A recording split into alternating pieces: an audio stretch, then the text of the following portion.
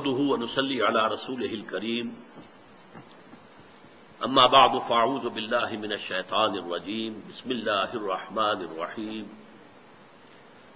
ليس البر ان تولوا وجوهكم قبل المشرق والمغرب ولكن البر من آمن بالله واليوم الآخر والملائكة والكتاب والنبيين وآتى المال على حبه ذوي القربى واليتامى والمساكين وابن السبيل والسائلين وفي الرقاب وأقام الصلاة وآتى الزكاة والموفون بعهدهم إذا عاهدوا والصابرين في البأساء والضراء وحين البأس أولئك الذين صدقوا وأولئك هم المتقون صدق الله العظيم رب اشرح لي صدري ويسر لي امري واحلل عقدة من لساني يفقهوا قولي اللهم ربنا الهمنا رشدنا واعذنا من شرور انفسنا اللهم ارنا الحق حقا وارزقنا اتباعه وارنا الباطل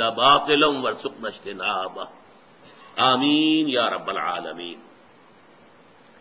مطالعہ قرآن حکیم کے جس منتخب نصاب کا سلسلے وار درس ان مجالس میں ہو رہا ہے اس کا درس نمبر 2 آیہ بر پر مشتمل ہے جو ابھی میں نے تلاوت کی ہے۔ یہ سورہ بقرہ کی آیت نمبر 177 ہے۔ ذرا نوٹ کر لیجئے کہ اس منتخب نصاب کے 6 حصے ہیں اور جیسا کہ ہم دیکھ چکے ہیں اس کا نقطہ آغاز سورۃ العصر ہے۔ سورۃ العصر میں 4 لوازم نجات ہمارے سامنے آئے، تو اس منتخب نصاب کے پہلے حصے میں 3 اور اسباق ایسے جامع ہیں جس میں وہ 4 چیزیں جو ہیں مختلف اسلوب سے، مختلف الفاظ میں، مختلف سیاق و سباق میں جامع طور پر آئی۔ یہ جامع اسباق ہیں، پہلا سورۃ العصر، دوسرا یہ آیہ بر، 2 مزید درس۔ پھر 4 حصے وہ ہیں جن میں ایک میں ایمان کے مباحث آئیں گے، تیسرے میں عمل صالح کے مباحث آئیں گے، چوتھے میں تواصی بالحق کے مباحث آئیں گے، 5ویں میں پھر تواصی بالصبر کے مراحل آئیں گے۔ 6واں حصہ پھر بہت جامع ہے، سورۃ الحدید، وہ ایک ہی سورت ہے اور وہ بہت جامع ہے، جیسے سورۃ العصر ویسے ہی سورۃ الحدید۔ یہ جو آیہ مبارکہ ابھی میں نے تلاوت کی ہے اس کے ضمن میں پہلے چند بنیادی باتیں نوٹ کر لیجیے۔ پہلی بات یہ کہ یہ ایک آیت ہے، اس سے پہلے ہم نے ایک سورت پڑھی، سورۃ العصر ایک سورت ہے اور یہ آیت ہے، جبکہ حجم کے اعتبار سے ہمیں نظر آ رہا ہے کہ یہ آیت کہیں زیادہ بڑی ہے، جبکہ سورۃ العصر جو ہے شاید اس کے چوتھے حصے کے برابر ہوگی، بلکہ شاید اس سے بھی کم ہوگی۔ اس حوالے سے یہ بات نوٹ کر لیجئے، قرآن مجید میں آیتیں چھوٹی بھی ہیں بڑی بھی ہیں، سورتیں چھوٹی بھی ہیں بڑی بھی ہیں۔ 3 سورتیں ہم دیکھ چکے ہیں جو 3 آیات پر مشتمل ہیں، اور سورہ بقرہ جو ہے 286 آیات پر مشتمل ہے۔ تو آیتیں بھی چھوٹی بھی ہیں بڑی بھی ہیں، سورتیں چھوٹی بھی ہیں بڑی بھی ہیں۔ یہ تمام چیزیں جو ہیں، ایک میں چاہتا ہوں اصطلاح آپ نوٹ کر لیں، توقیفی کہلاتی ہے، توقیفی، توفیقی نہیں، توقیفی۔ یہ موقوف ہے اس پر کہ حضور نے جو بتایا۔ یہ ایک سورت ہے، چاہے 3 آیات کی وہ سورت کہلائے گی۔ یہ آیت چاہے اس سے 4 گنا 5 گنا زیادہ ہے حجم میں، یہ ایک آیت ہے، تو جو حضور نے فرمایا موقوف ہے حضور صلی اللہ علیہ وسلم کے بتانے پر۔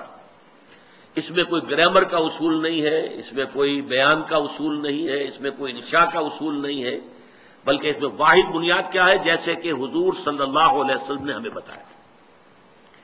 دوسری بات نوٹ کیجئے کہ اس کا ہم ایک ترجمہ کرتے ہیں رواں، جس سے کہ آپ کو اس کا جو موضوع ہے اس کا اندازہ ہو جائے گا، پھر اس پر تھوڑی سی گفتگو ہوگی۔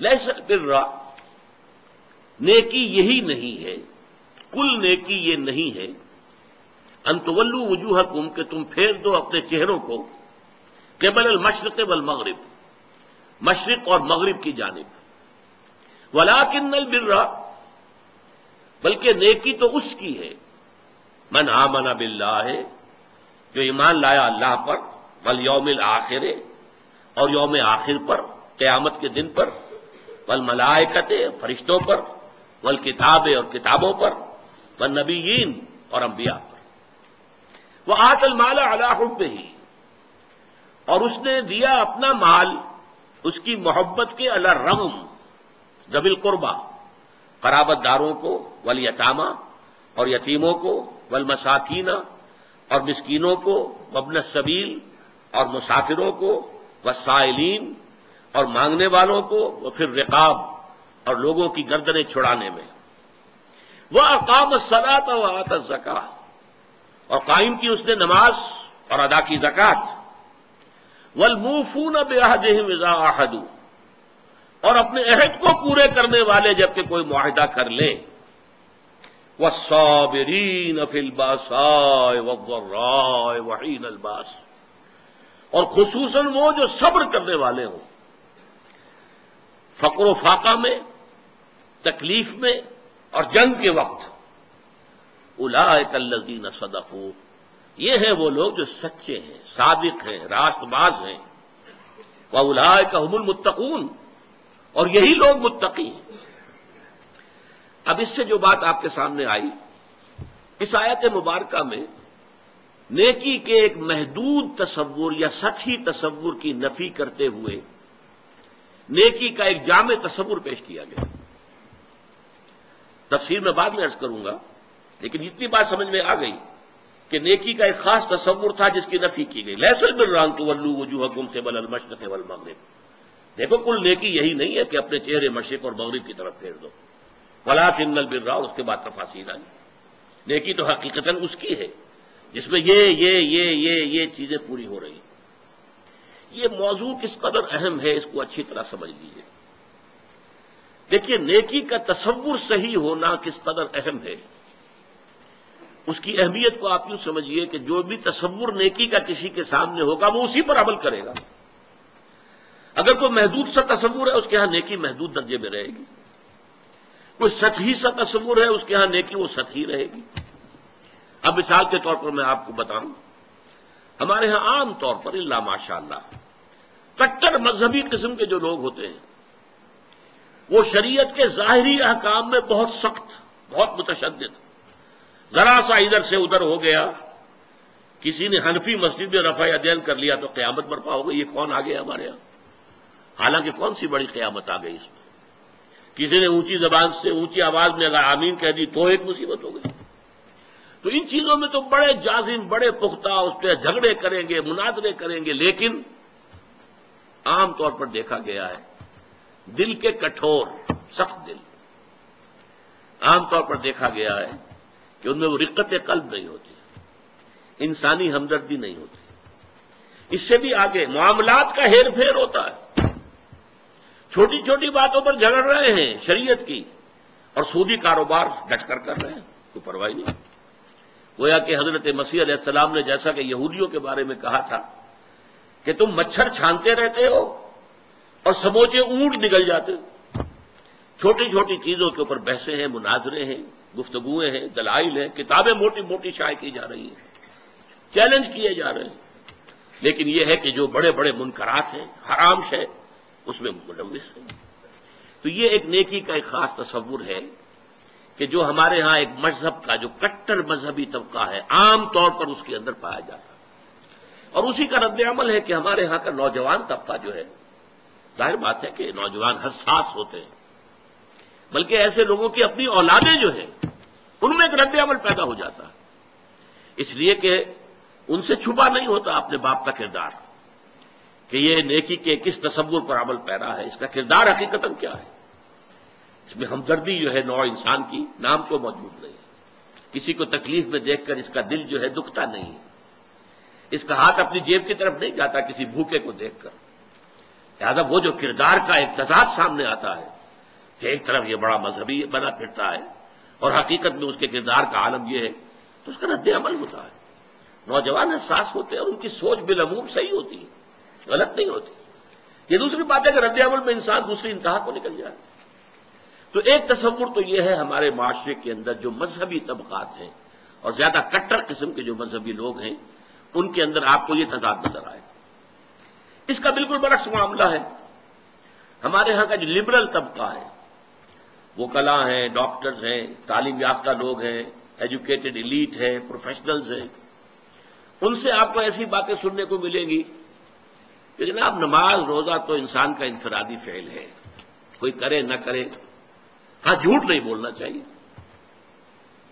ایفاء عہد ہونا چاہیے، کسی کو دھوکہ نہیں دینا چاہیے، یہ بالکل برعکس کہ معاملات انسانی کے اندر اپنا فرض ادا کرنا چاہیے۔ آپ اگر کہیں ملازم ہیں اور تنخواہ لے رہے ہیں تو اپنے فرائض منصبی جو ہے پوری طریقے سے تہہ دل سے ادا کریں، پورا اس کا حق ادا کریں، تاکہ آپ کے لیے اس میں ریمونریشنز آپ کو تنخواہ اور الاؤنسز مل رہے ہیں وہ جائز ہو جائیں۔ یہ وہ تصور ہے ان کے ہاں کے جو نیکی کا ایک تصور جو ہمارے ہاں کے تعلیم یافتہ طبقات کے اندر نظر آتا ہے کہ وہ عبادات وغیرہ کی کوئی خاص اہمیت نہیں ہے، بس نماز روزہ تو ٹھیک ہے اپنے لیے ہے، جو شخص کر لے نہ کرے کیا فرق پڑتا ہے، حالانکہ وہ فرائض ہیں دین کے، لیکن یہ ہے کہ اصل کردار، اصل جو نیکی ہے وہ تو یہ ہے۔ اب اس سے بھی آگے بڑھ کر میں آپ کو ایک تیسری شکل دکھانا چاہتا ہوں جو ہمارے معاشرے کے برے لوگ شمار ہوتے ہیں، جنہیں آپ گنڈے کہتے ہیں یا ڈاکو یا جیب تراش یا طوائفیں، جسم فروش عورتیں، ان کے ہاں بھی نیکی کا کوئی نہ کوئی تصور موجود ہوتا ہے۔ میں آپ سے عرض کروں گا کہ واقعہ یہ ہے کہ جیسے ہمیں جو ہماری طبعی زندگی ہے، ظاہری جسمانی زندگی کے لیے ہوا چاہیے، پانی چاہیے، غذا چاہیے۔ ہوا نہیں ملے گا بند ہو جائے گی تو مر جائے گا فوراً، وہ تو بہت جلدی مرے گا۔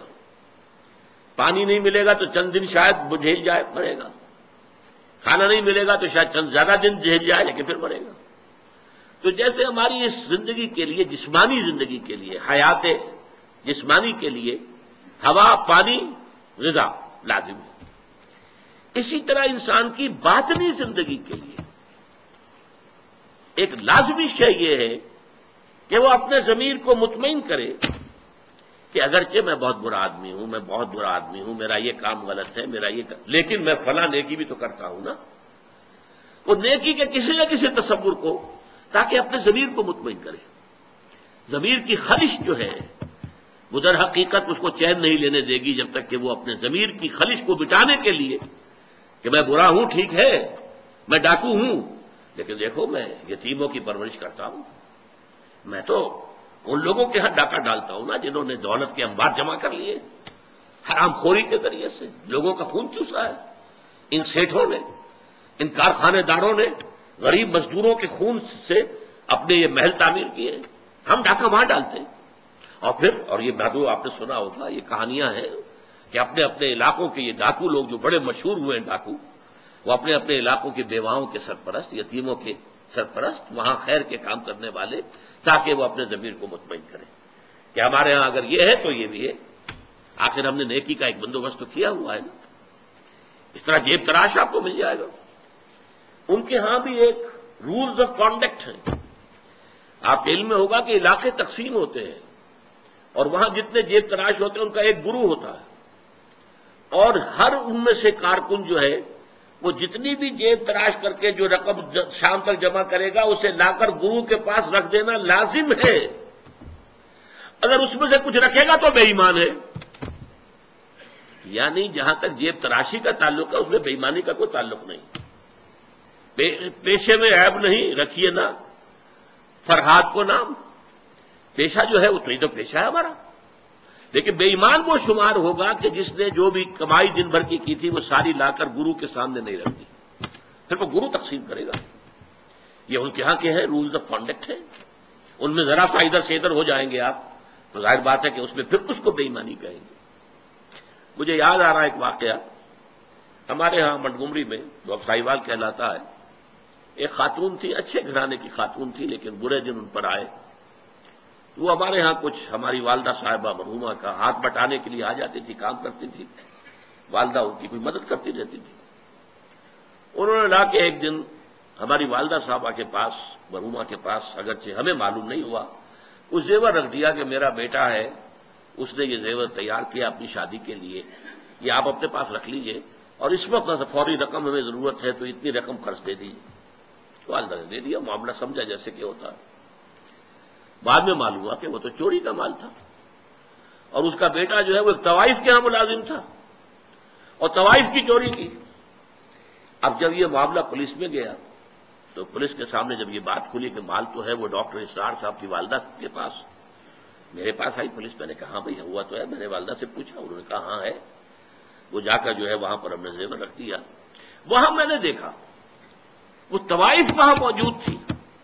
اب دیکھیے جسم فریش عورت، ہمارے معاشرے میں ہم انہیں کتنا گھٹیا سمجھتے ہیں، لیکن وہاں وہ دھڑلنے سے بات کر رہی تھی کہ جیسے وہی کہ پیشے میں عیب نہیں، رکھیے نہ فرحات کو نام، یہ تو پیشہ ہے نا۔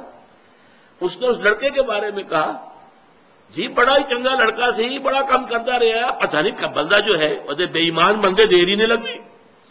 اب وہ بے ایمان اب ہوا جبکہ اس نے چوری کی، ورنہ ساری ایمانداری ان کے گھر کے اندر چل رہی تھی، پورا جو اس کا پروفیشن تھا اس میں بھی کوئی بری بات نہیں تھی۔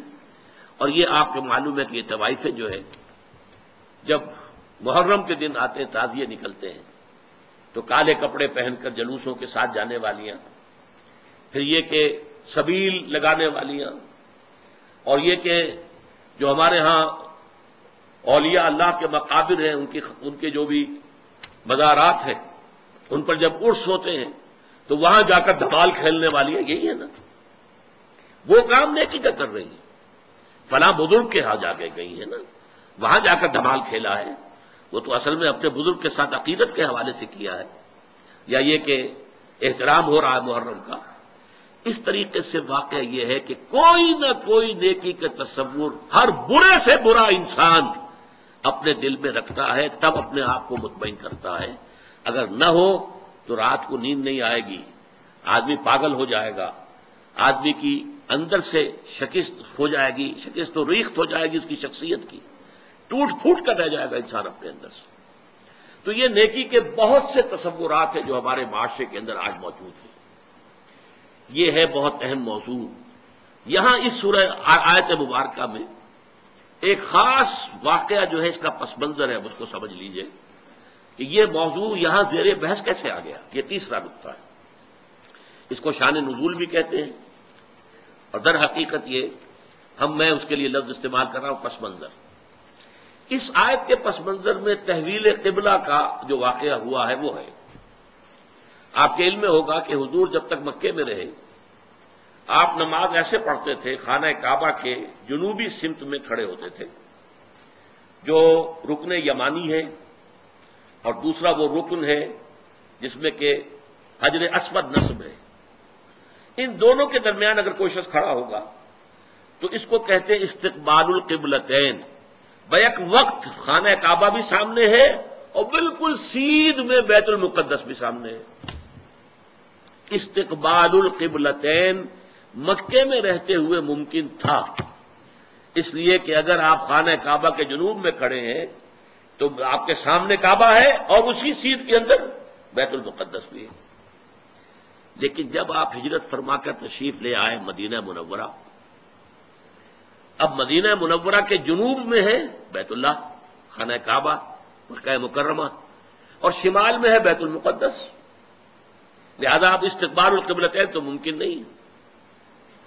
اب یہ ہم نہیں جانتے، نہیں کہہ سکتے کہ آیا یہ کسی وحی خفی کی بنیاد پر ہوا، اس لیے قرآن میں کوئی وحی جلی موجود نہیں ہے، یا یہ حضور کا اپنا اجتہاد تھا جس سے کہ اللہ تعالیٰ نے پھر ریکگنائز کر لیا، اس کو منظور کر لیا۔ لیکن حضور نے مدینے جا کر نماز پڑھنی شروع کی بیت المقدس کی طرف رخ کر کے، شمال کی طرف، اور خانہ کعبہ پشت پر ہے۔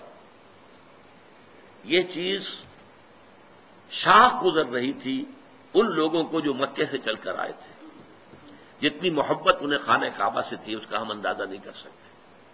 خود حضور جب روانہ ہوئے تھے مکے سے ہجرت کے لیے تو آپ خانہ کعبہ کے پردے پکڑ کر چمٹ کر آپ نے کہا تھا کہ اے کعبہ تجھے معلوم ہے، اے بیت اللہ تو جانتا ہے مجھے تجھ سے کتنی محبت ہے، لیکن یہاں کے لوگ مجھے یہاں نہیں رہنے دے رہے، میں یہاں سے جانے پر مجبور ہوں، کہ تجھ سے ہجرت کر کے جا رہا ہوں۔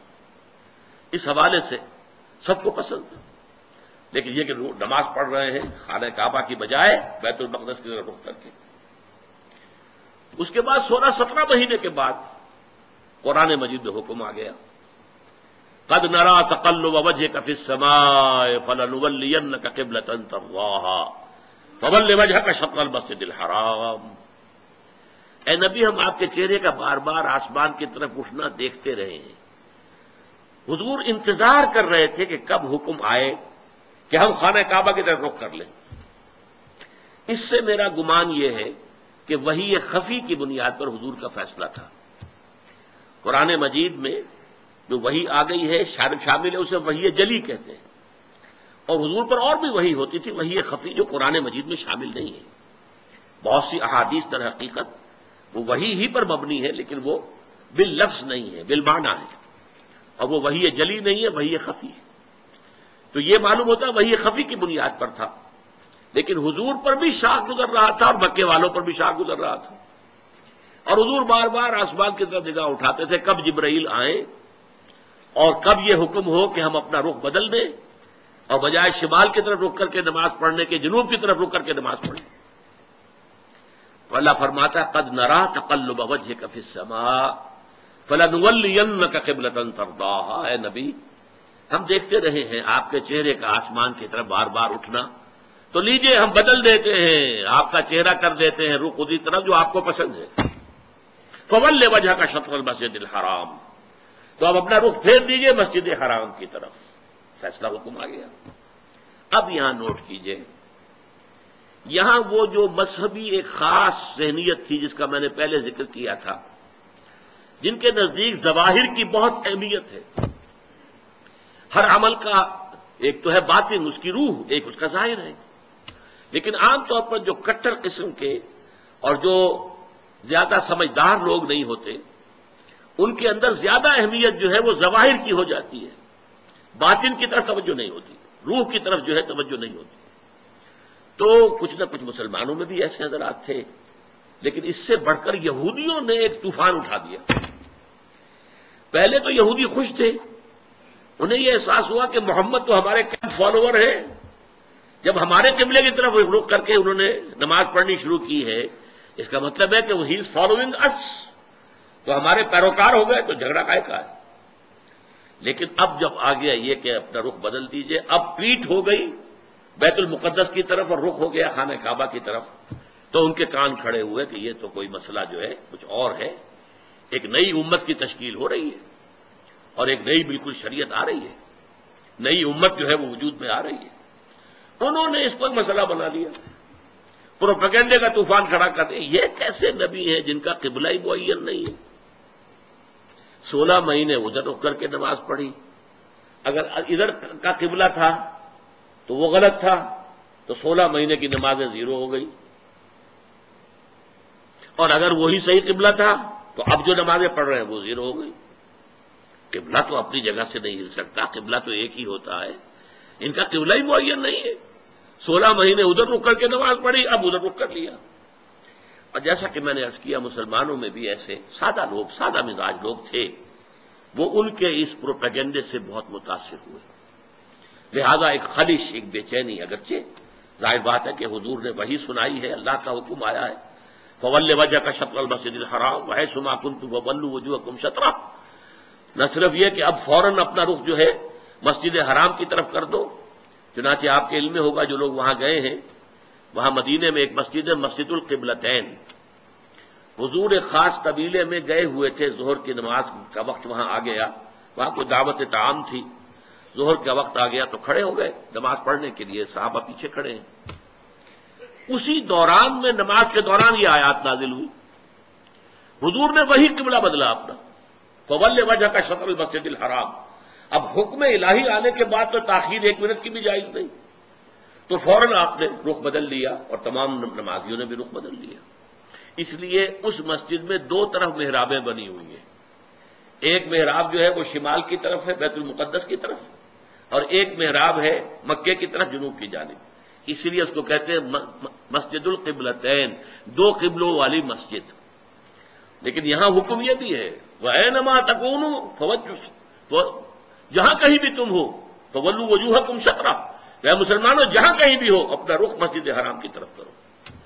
اب ظاہر بات ہے کہ اس پر جب عمل ہو گیا تو صحابہ نے عمل تو کیا، دل میں کچھ دغدغہ رہا، کچھ پریشانی رہی، خاص طور پر یہ بات کہ اگر اصل قبلہ یہ تھا اور یہ ہے جو آج ہو گیا ہے، تو پھر ہماری نمازوں کا کیا بنے گا؟ ہماری نمازیں 16 مہینے کی ضائع ہو گئی، غلط قبلے کی طرف پڑی گئی. اسی لیے اسی مقام پر کہا گیا ہے وَمَا كَانَ اللَّهُ لِيُضِيعَ إِيمَانَكُمْ، نہیں اس وسوسے کو قریب نہ آنے دو. نماز تو عین ایمان ہے، نماز ضائع ہو گئی تو ایمان ضائع ہو گیا نہیں. اس وقت حکم وہ تھا، اس پر عمل کرنا تقاضا تھا دین کا. اب حکم یہ ہے، اب اس پر عمل کرنا تقاضا ہے دین کا. نہ وہ غلط تھا نہ یہ غلط ہے. تم کسی سمت سے نہ بندھ جاؤ، تم ظاہر کے ساتھ زیادہ جو ہے اپنے آپ کو وابستہ نہ کر لو. نماز کی اصل روح، دین کی اصل روح تو کیا ہے؟ اللہ پر ایمان، اللہ کا یقین، رسول کی اطاعت، رسول کا فرمان.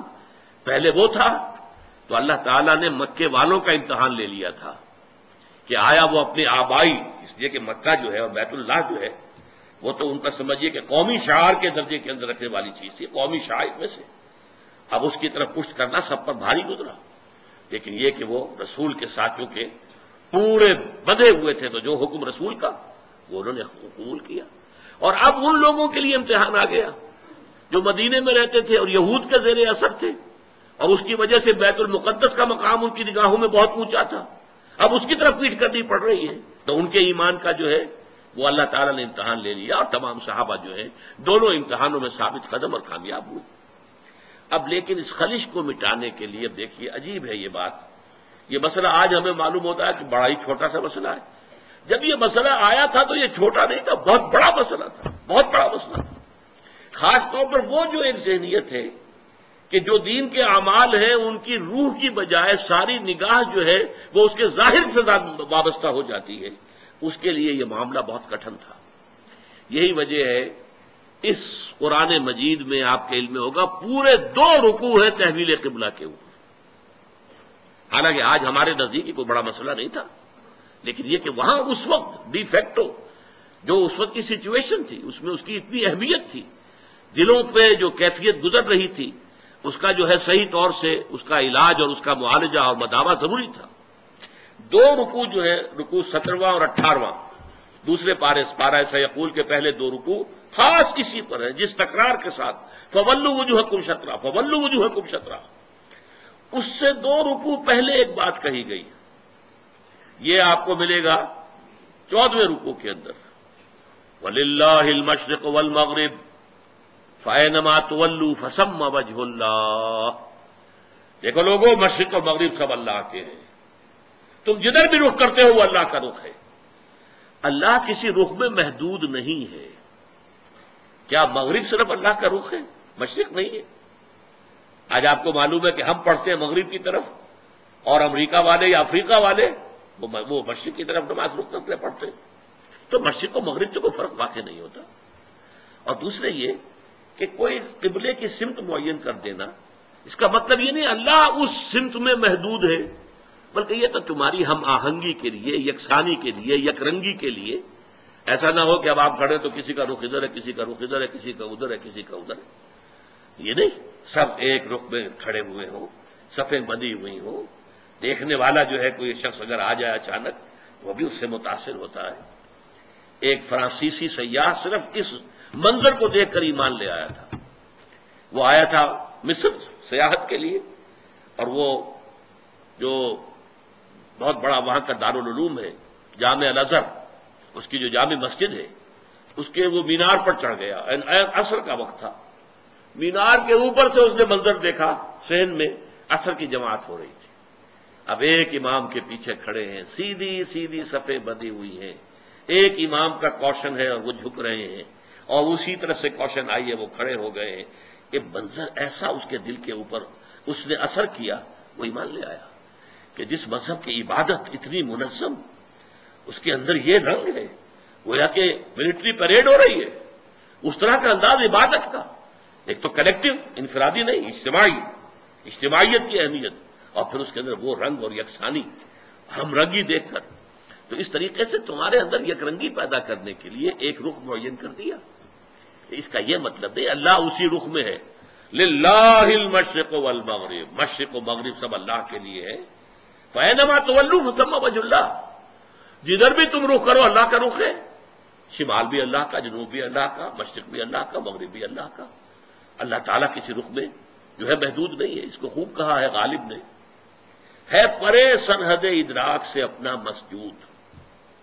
قبلے کو اہل نظر قبلہ نما کہتے ہیں، یعنی ہم جسے سجدہ کر رہے ہیں کعبے کو سجدہ نہیں کرتے ہم، چاہے وہ لوگ جو مسجد حرام میں کھڑے ہو کر وہ وہاں پر صفیں باندھے ہوئے کعبے کے گرد کھڑے ہوئے ہیں، مسجود کعبہ نہیں ہے، معاذ اللہ، مسجود صرف اللہ ہے۔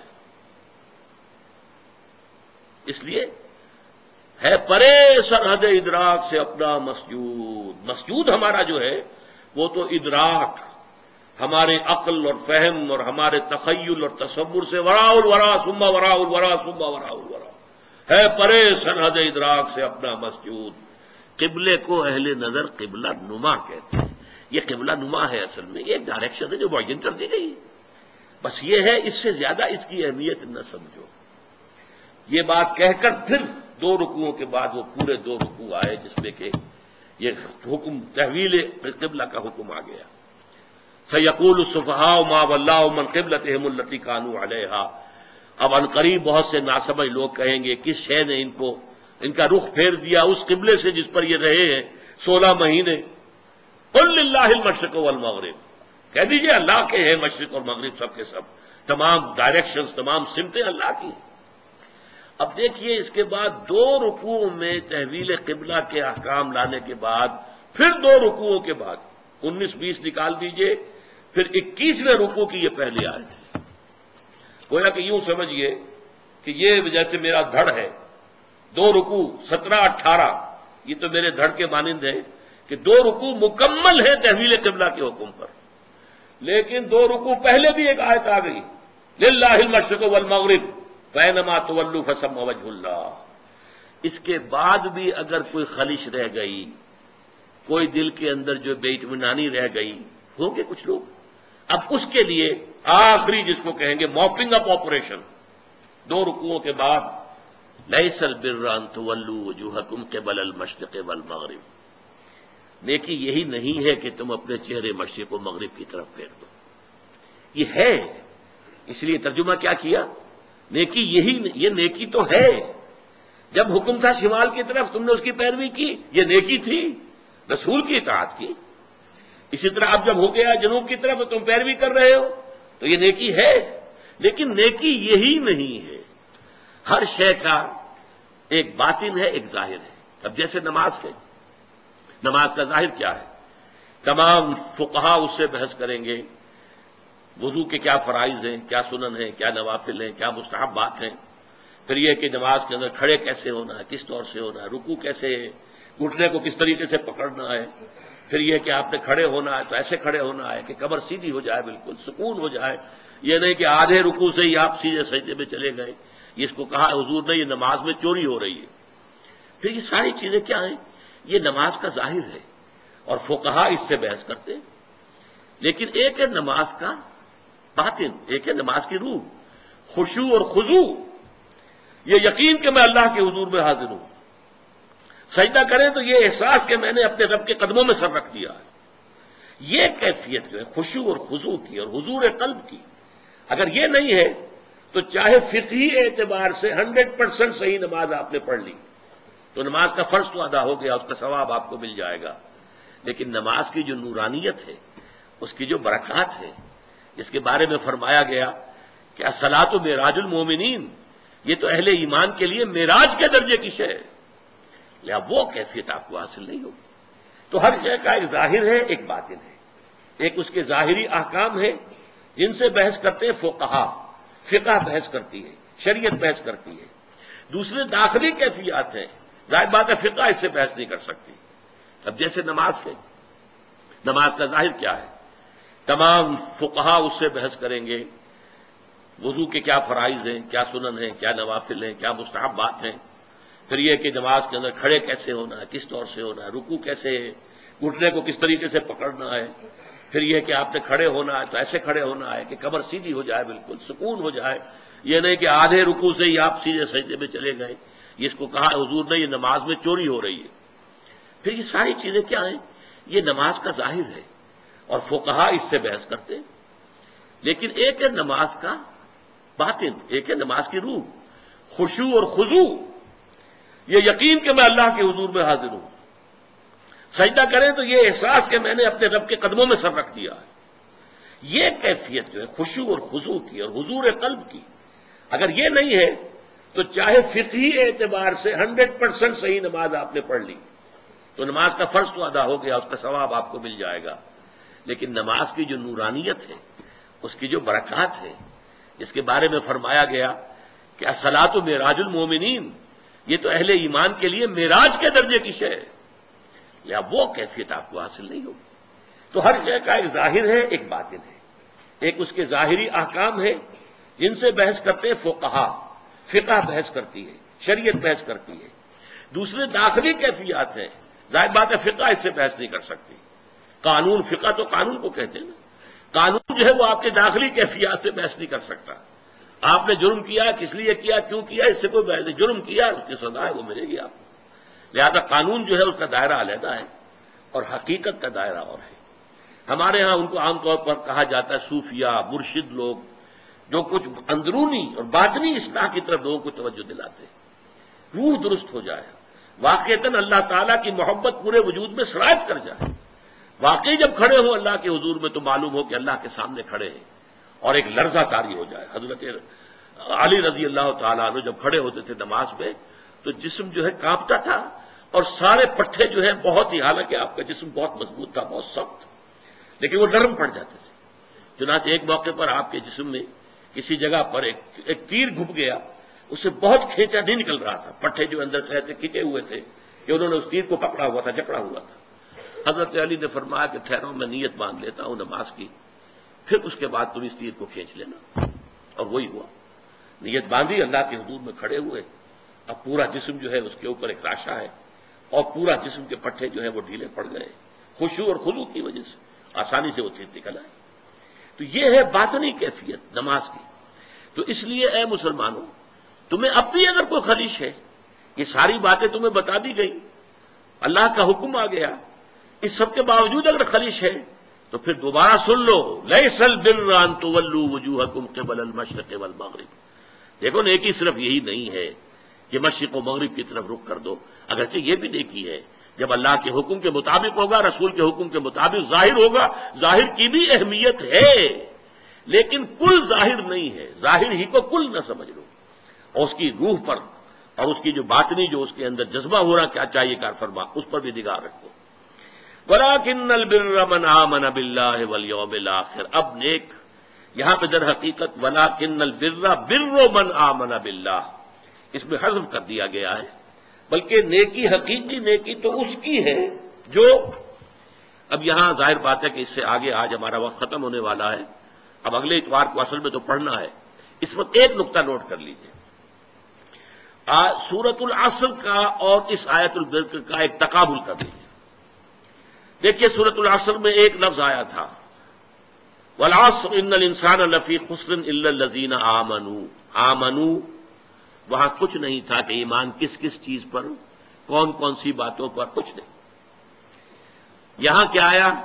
من آمن باللہ والیوم الآخر والملائکۃ والکتاب والنبیین. اسی کی تشریح ہو گئی.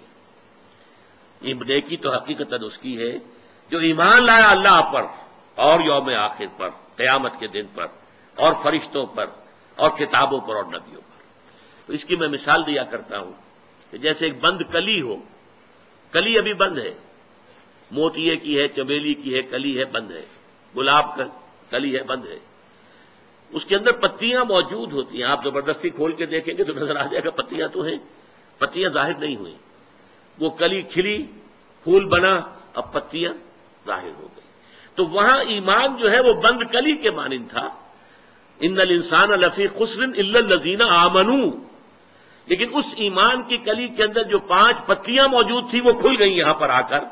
وَلَٰكِنَّ الْبِرَّ مَنْ آمَنَ بِاللَّهِ وَالْيَوْمِ الْآخِرِ وَالْمَلَائِكَةِ وَالْكِتَابِ وَالنَّبِيِّينَ. تفصیلی بحث اس پر بعد میں ہوگی. اس کے بعد وہاں لفظ کیا تھا؟ وَعَمِلُوا الصَّالِحَاتِ. اس عمل الصالحات کے اب یہاں پر 4 شاخیں آ رہی ہیں. اس کی تمثیل بہترین میرے نزدیک ہے کہ درخت کا ایک تنا ہے، اس میں ایک شاخ نکلی، دوسری نکلی، تیسری نکلی، چوتھی نکلی، 4 شاخیں.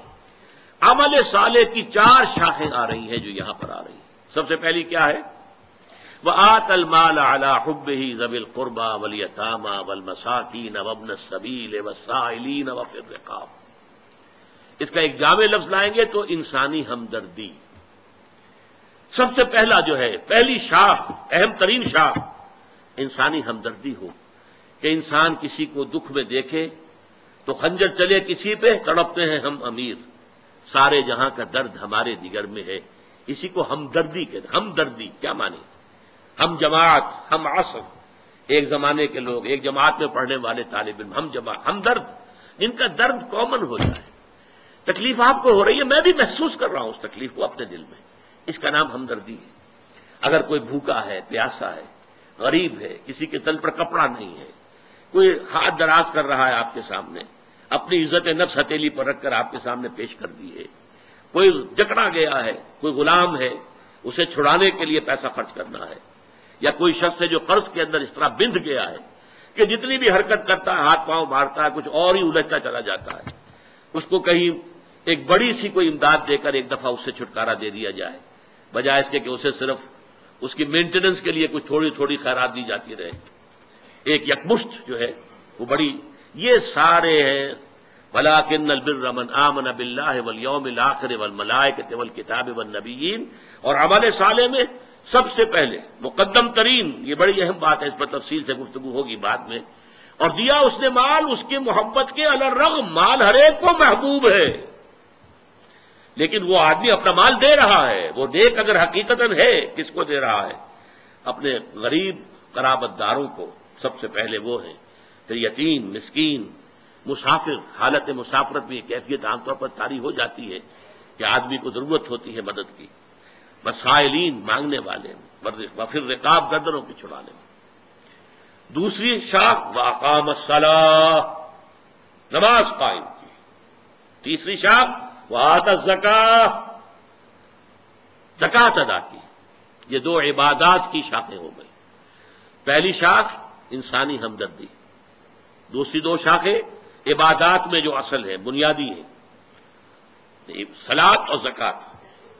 نمبر 3 والموفون بعہدہم اذا عاہدوا. یہ بھی عمل کی ایک بات ہے. جب کوئی معاہدہ ہو جائے، کوئی کانٹریکٹ ہے، کوئی پرومس ہے، اس کو پورا کرنا. اس میں سٹریم لائننگ ہو جاتی ہے، اس لیے کہ تمام معاملات جو انسانی ہیں وہ معاہدے کے بل پر چلتے ہیں، کانٹریکٹ کے بیسس پر چلتے ہیں.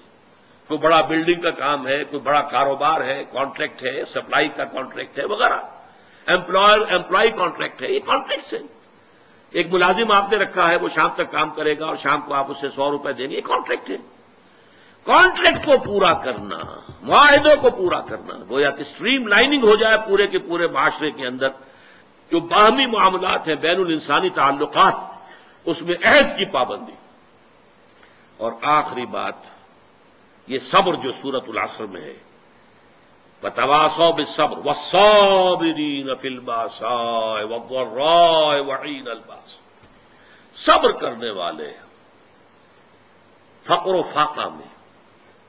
وَلَنَبْلُوَنَّكُمْ بِشَيْءٍ مِّنَ الْخَوْفِ وَالْجُوعِ وَنَقْصٍ مِّنَ الْأَمْوَالِ وَالْأَنفُسِ وَالثَّمَرَاتِ.